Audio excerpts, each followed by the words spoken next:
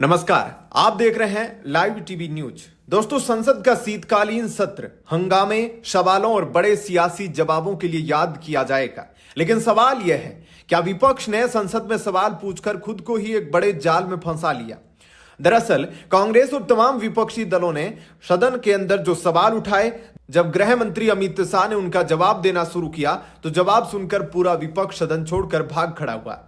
सवाल यह है कि अमित शाह ने आखिर ऐसा क्या कह दिया। चलिए इस पर विस्तार से बात करते हैं। कांग्रेस पार्टी एक बार फिर खुद के सवालों में घिर गई। विपक्ष लगातार सदन के भीतर सत्ता पक्ष से तीखे सवाल पूछ रहा था, लेकिन जब केंद्रीय गृह मंत्री अमित शाह ने जवाब देना शुरू किया तो विपक्षी दल एक पल भी नहीं ठहर पाए। सत्ता पक्ष ने जोर शोर से नारे लगाए और कहा कि देखिए, इन्होंने सवाल तो पूछा, लेकिन जब जवाब मिला तो उसे सुनने की हिम्मत नहीं हुई। एक या दो नहीं बल्कि तमाम विपक्षी दल कार्रवाई बीच में छोड़कर बाहर आ गए।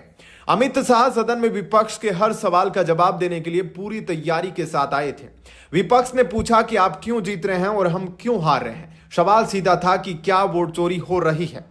अमित शाह ने जवाब दिया, हम इसलिए नहीं जीत रहे क्योंकि वोट चोरी हो रही है, हम इसलिए जीत रहे हैं क्योंकि पहला, आपने सर्जिकल स्ट्राइक का विरोध किया। दूसरा, आपने राम मंदिर का विरोध किया। तीसरा, आपने सीएए और अवैध घुसपैठियों को हटाने के हमारे आदेश का विरोध किया। चौथा, आपने ट्रिपल तलाक और आर्टिकल 370 हटाने का विरोध किया। पांचवा, अब आप वन नेशन वन इलेक्शन का विरोध कर रहे हैं और इसलिए हम एक बार फिर जीतेंगे। शाह ने साफ कर दिया कि विपक्ष लगातार वही गलतियां दोहरा रहा है, चाहे वे पश्चिमी बंगाल में एसआईआर यानी संभावित तौर पर एनआरसी या सीएए से जुड़ा विरोध हो या अन्य मुद्दे। उनका स्पष्ट संदेश था, आपके विरोध की वजह से ही हमारी जीत सुनिश्चित होती है। इस पूरी प्रक्रिया के बाद राहुल गांधी का बयान आया। उन्होंने कहा कि अमित शाह सदन में काफी डरे हुए और नर्वस नजर आ रहे थे। राहुल गांधी ने तो यहां तक कह दिया कि दबाव की वजह से उनके हाथ पैर कांप रहे थे, लेकिन जमीनी हकीकत कुछ और थी। सदन में अपनी बात रखने के बजाय विपक्षी पार्टियों ने सदन के बाहर मीडिया के सामने बड़े बड़े पोस्टर लेकर प्रदर्शन किया। उन्होंने एसआईआर, वोट चोरी और संचार साथी ऐप जैसे मुद्दों को उठाया, लेकिन चर्चा के लिए वे सदन के अंदर नहीं बैठे। सबसे बड़ा सवाल यही है कि जब विपक्ष को जवाब मिल रहे थे तो उन्हें कार्रवाई में बैठना चाहिए था और सवाल करने चाहिए थे, लेकिन वे सदन से सीधे बाहर चले गए। इससे जनता में क्या संदेश जाता है?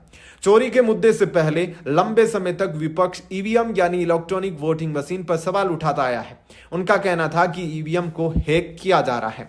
अमित शाह ने इस पर भी सदन में जवाब दिया। उन्होंने बताया कि ईवीएम 2004 में कांग्रेस की सरकार के समय ही आई थी। और सुनिए, 2004 में कांग्रेस जीतती है, 2009 में भी कांग्रेस जीती, यानी लगातार 10 साल तक ईवीएम के जरिए कांग्रेस की सरकार बनी रही।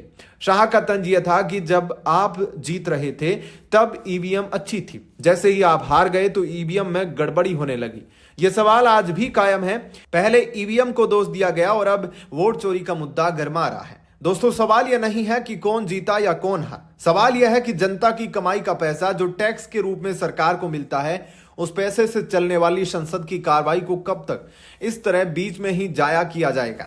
सदन चलाने के लिए सत्ता पक्ष और विपक्ष दोनों को सहयोग करना होगा, लेकिन जब विपक्ष, जिसे जनता की आवाज कहा जाता है, वह इस तरह भागता हुआ नजर आता है तो सवाल उठना लाजमी है। आपकी क्या राय है? क्या विपक्ष का वॉकआउट सही था या उन्हें जवाब सुनकर सदन के अंदर ही बहस जारी रखनी चाहिए थी? अपनी राय कमेंट बॉक्स में जरूर बताएं और वीडियो को लाइक करें, शेयर करें और चैनल को सब्सक्राइब करना न भूलिएगा।